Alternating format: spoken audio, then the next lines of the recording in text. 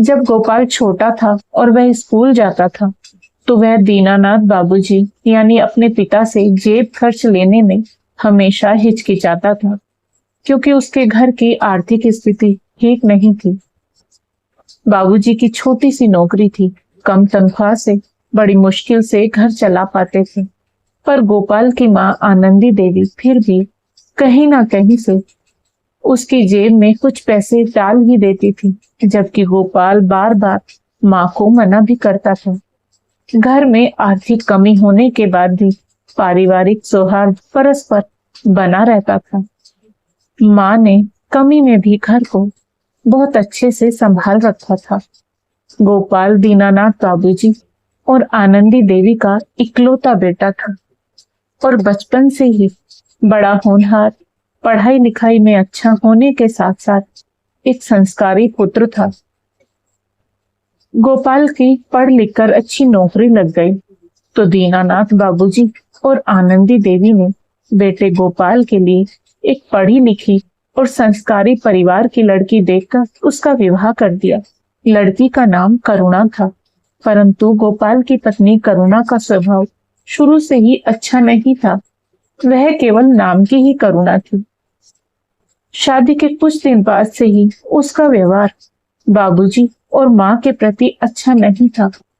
गोपाल अपनी नौकरी पर चला जाता, तो करुणा प्रतिदिन किसी न किसी बात को लेकर माँ बाबूजी से नाराज हो जाती। माँ करुणा के व्यवहार को लेकर दुखी होती, फिर भी वह चुप रहती थी। जब करुणा दोनों बार स्वयं माँ बनी, तो गोपाल की माँ ने जापे में बहू का बहुत ध्यान रखा, बहुत सेवा करी अपनी इकलौती बहू की।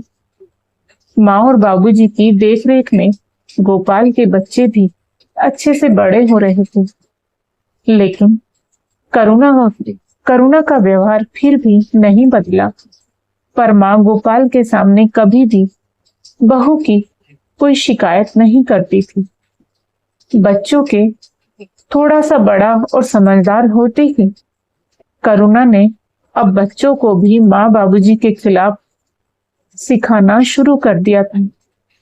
बच्चों को माँ बाबूजी के कमरे तक में नहीं जाने देती, और अब तो उल्टे माँ बाबूजी की शिकायतें गोपाल से करने लगी थी कि बच्चों को न जाने क्या क्या सिखाते रहते हैं। ऐसे हमारे बच्चे कैसे संस्कारी बनेंगे। पत्नी के द्वारा रोज रोज कान भरे जाने के कारण गोपाल भी माँ बाबूजी को झिड़क देता था। माँ को अपना तो कुछ नहीं खास फर्क पड़ता था, परंतु उनको दुख तब होता जब करुणा तो बाबूजी को भी कुछ भी उल्टा सीधा बोल ही देती थी। पर करुणा के सिखाने पर अब तो गोपाल भी कभी भी अपने बाबूजी को कड़वा बोल जाता था, और इस कारण माँ अंदर ही अंदर घुटती रहती।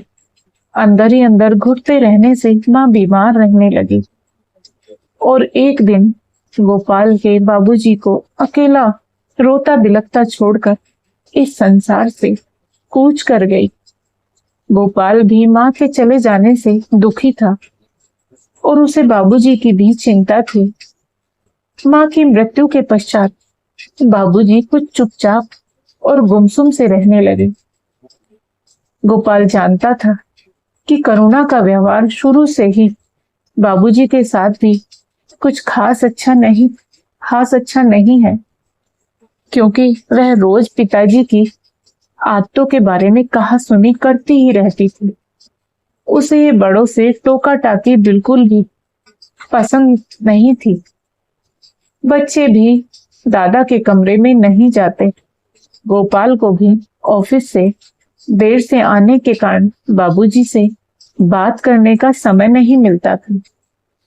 एक दिन सुबह को बाबूजी ने गोपाल से बोला, गोपाल बेटा, मैं तुम्हारे काका के घर जा रहा हूँ। गोपाल ने कहा, ठीक है बाबूजी, चले जाइए। अब बाबूजी लगभग रोज ही काका के यहाँ जाने को कहने लगे। आज फिर सुबह सुबह बाबूजी ने गोपाल से कहा, गोपाल बेटा, मैं तेरे काका के यहाँ जा रहा हूँ। क्यों, क्या हुआ बाबूजी? और आप आजकल काका के घर पहुंच जा रहे हो, आपका मन करता है काका के यहाँ जाने का, तो चले जाओ। और हाँ बाबूजी, आपके पास पैसे नहीं होंगे, लो ये कुछ पैसे रख लो, आपके काम आ जाएंगे। काका के यहाँ कुछ लेकर जाने का मन करने लगे। बेटे की बात सुनकर बाबूजी का मन भर आया। उन्हें आज अपने बेटे को दिए गए संस्कार लौटते नजर आ रहे थे। एक दिन गोपाल ने सोचा कि आखिर बाबूजी रोज रोज काका के घर क्यों जाते हैं। छुट्टी वाला दिन था, गोपाल घर में ही था। उसने सोचा कि क्यों ना बाबूजी के पीछे जाकर देखा जाए। यही सोचकर गोपाल ने बाबूजी का पीछा किया। वह सोच रहा था कि मैं भी तो देखूं कि आखिर बाबूजी को रोज रोज काका के घर जाने की इतनी जल्दी क्यों रहती है। वह यह देखकर हैरान रह गया कि बाबूजी तो काका के घर की ओर गए ही नहीं हैं, बल्कि वह तो रेलवे स्टेशन की ओर चले जा रहे थे। गोपाल बाबूजी का पीछा करते हुए उनके पीछे पीछे चला जा रहा था। गोपाल ने देखा बाबूजी स्टेशन के पास वाले पार्क में एकांत स्थान पर एक पीपल के पेड़ के नीचे जाकर बैठ गए। तभी गोपाल से वहीं पर खड़े एक बुजुर्ग व्यक्ति ने पूछा, क्या देख रहे हो बेटा? वो बुजुर्ग भी यह सब देख रहे थे। काका जी, वो अच्छा, तुम उन बूढ़े व्यक्ति को देख रहे हो बेटा। वो अक्सर यहाँ आते हैं और घंटों इस पेड़ के नीचे बैठकर शून्य में ताकते रहते हैं और सांझ ढले वापस लौट जाते हैं। किसी अच्छे घर परिवार के लगते हैं। जानते हो बेटा, ऐसे एक नहीं अनेक बुजुर्ग माता पिता तुम्हें यहाँ आसपास मिल जाएंगे, अपने अकेलेपन पर आंसू बहाते हुए, अपना अपना दुख रोते हुए। पर काका जी, ऐसा क्यों? बेटा, वो इसलिए कि जब घर में इन बड़े बुजुर्गों को प्यार और अपनापन नहीं मिलता तो उन्हें बहुत अकेलापन महसूस होता है। तब वो ऐसे ही यहाँ वहां पार्क में बैठकर अपना समय काटा करते हैं। वैसे बेटा, तुम्हें अभी क्या पता बुढ़ापे के दर्द का। तुम तो अभी जवान हो, जब बूढ़े हो जाओगे तब पता चलेगा। बुजुर्ग काका की इस बात ने गोपाल के दिल दिमाग को झकझोर दिया। बुजुर्ग व्यक्ति ने बोलना जारी रखा, जानते हो बेटा, बुढ़ापे में इंसान का मन बिल्कुल बच्चे जैसा हो जाता है। उस समय उन्हें अधिक प्यार और सम्मान की जरूरत पड़ती है। पर परिवार के सदस्य इस बात को समझ नहीं पाते। वो यही समझते हैं इन्होंने अपनी जिंदगी जी ली है, इन्हें अब दुनियादारी से क्या लेना देना। और फिर वही परिवार वाले जिनके लिए उन्होंने इतने पापड़ बेले, इतने कष्ट सहे, उन्हें किसी पुराने सामान की भांति अलग थलग और अकेला छोड़ देते हैं। कहीं साथ ले जाने से कतराते हैं। अक्सर उनकी राय लेना तो दूर, बल्कि जब वो कोई बात भी कहे तो बच्चों को वह बात भी कड़वी लगती है। जबकि वही बुजुर्ग अपने बच्चों को अपने अनुभवों से आने वाले संकटों और परेशानियों से बचाने के लिए अच्छी और सही सलाह देते हैं। उन बुजुर्ग काका की बातों से गोपाल की अपने पिता के प्रति लापरवाही से बंद पड़ी आंखें खुल चुकी थी। मैं सोच रहा था कि पैसा कमाने की धुन और पत्नी बच्चों के प्रेम में मैं अपने पिता को तो भूल ही गया। गोपाल वहां से चुपचाप वापस घर लौट आया। घर आकर गोपाल ने किसी से कुछ नहीं कहा। शाम को जब बाबूजी घर लौटे तो गोपाल अपने परिवार के सभी सदस्य को देखता रहा। किसी को भी बाबूजी की चिंता नहीं थी। किसी ने बाबूजी से कुछ नहीं पूछा, बाबूजी से कोई बात नहीं करी। बच्चे अपने आप में ही लगे हुए थे। उन्हें अपने दादाजी की कोई परवाह नहीं थी। बाबूजी के साथ कोई हंसता खेलता नहीं था। गोपाल को अपने बाबूजी के प्रति अपने परिवार का व्यवहार ऐसे लगा जैसे उनकी नजर में बाबूजी का इस घर में कोई अस्तित्व ही न हो। उसे अपने परिवार में पत्नी बच्चे स्पष्ट रूप से उसके बाबूजी को इग्नोर करते हुए दिखाई दे रहे थे। सबको सही राह दिखाने के लिए आखिर गोपाल ने भी कुछ ऐसा ही किया। उसने अपनी पत्नी और बच्चों से बोलना बंद कर दिया। वो काम पर जाता और वापस आता, किसी से कोई बातचीत नहीं करता।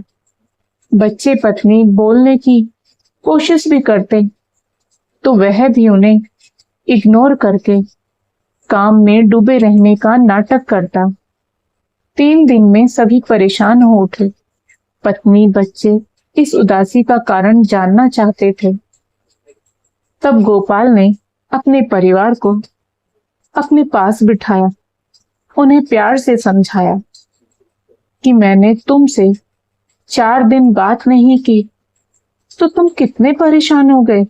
अब सोचो, तुम पिताजी के साथ ऐसा व्यवहार करके उन्हें कितना दुख दे रहे हो। पत्नी से कहा, देखो करुणा, मेरे पिताजी मुझे जान से प्यारे हैं, जैसे तुम्हें तुम्हारी माँ बाबूजी हैं। और फिर गोपाल बाबूजी के अकेले स्टेशन के पास वाले पार्क में जाकर पीपल के पेड़ के नीचे घंटों बैठकर रोने की बात बताकर स्वयं भी रोने लगा। गोपाल की बात सुनकर बाबूजी के प्रति अपने बुरे व्यवहार का करुणा और बच्चों को खेद था। उस दिन जैसे ही बाबूजी शाम को घर लौटे, दोनों बच्चे उनसे लिपट गए। दादाजी, आज हम आपके पास बैठेंगे और आपसे कहानियां सुनेंगे। गोपाल ने देखा कि बाबूजी की आंखें भीग गई। वो बच्चों से लिपटकर उन्हें प्यार करने लगे। उस दिन के बाद बच्चे रोज स्कूल से आते ही बाबूजी के पास बैठकर उनके साथ ही भोजन करते, फिर अपनी पढ़ाई करते। शाम को बाबूजी के साथ पार्क घूमने जाते और रात को सोने से पहले अपने दादाजी से रोज एक कहानी सुनते। करुणा भी बाबूजी के खाने पीने का बहुत ध्यान रखने लगी। बाबूजी की सेहत अब अच्छी हो रही थी। चेहरे पर अब एक अलग अलग सी चमक उभर आई थी। एक दिन गोपाल ने मुस्कुराते हुए बाबूजी से पूछा, बाबूजी क्या बात है, आजकल आप काका के घर नहीं जा रहे हो?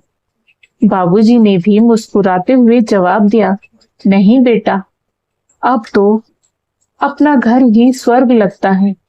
दोस्तों, आज सभी परिवारों में तो नहीं, किंतु अधिकांश परिवारों के बुजुर्गों की यही कहानी है। बहुधा प्रत्येक सोसाइटी के आसपास के पार्क में, नजदीकी रेलवे स्टेशन के पास बने पार्क में परिवार से तिरस्कृत बड़े बुजुर्ग भरे पूरे परिवार के होते हुए भी आंखों में आंसू लिए एकाकी जीवन बिताते मिल जाएंगे। वो परिवार वाले यह नहीं सोचते कि हम भी कभी न कभी अवश्य बूढ़े होंगे ही, आज नहीं तो कुछ वर्षों बाद होंगे। इस जीवन का सबसे बड़ा संकट है बुढ़ापा, और जो सभी पर आना है। दोस्तों, घर के बुजुर्ग ऐसे बूढ़े वृक्ष हैं जो बेशक फल न देते हो पर छांव तो देते ही हैं, और वो भी ऐसी छांव जो अपने अनुभव से सदैव आपको शीतल करेगी। दोस्तों, अपना बुढ़ापा खुशहाल बनाने के लिए अपने बुजुर्गों को अकेलापन महसूस न होने दीजिए। उनको सुविधाएं भले ही न दे सके, पर उन्हें तिरस्कृत भी मत कीजिए। उनका ख्याल रखिए। आप उनका ख्याल रखेंगे तो ईश्वर आपका ख्याल रखेगा। तो दोस्तों, आज की कहानी बस इतनी ही। आपको कहानी पसंद आई हो तो कहानी को लाइक करें, शेयर करें और साथ ही हमारे चैनल को सब्सक्राइब करें। बेल आइकन को प्रेस करके ऑल बटन पर क्लिक करें। राधे राधे प्यारे दोस्तों।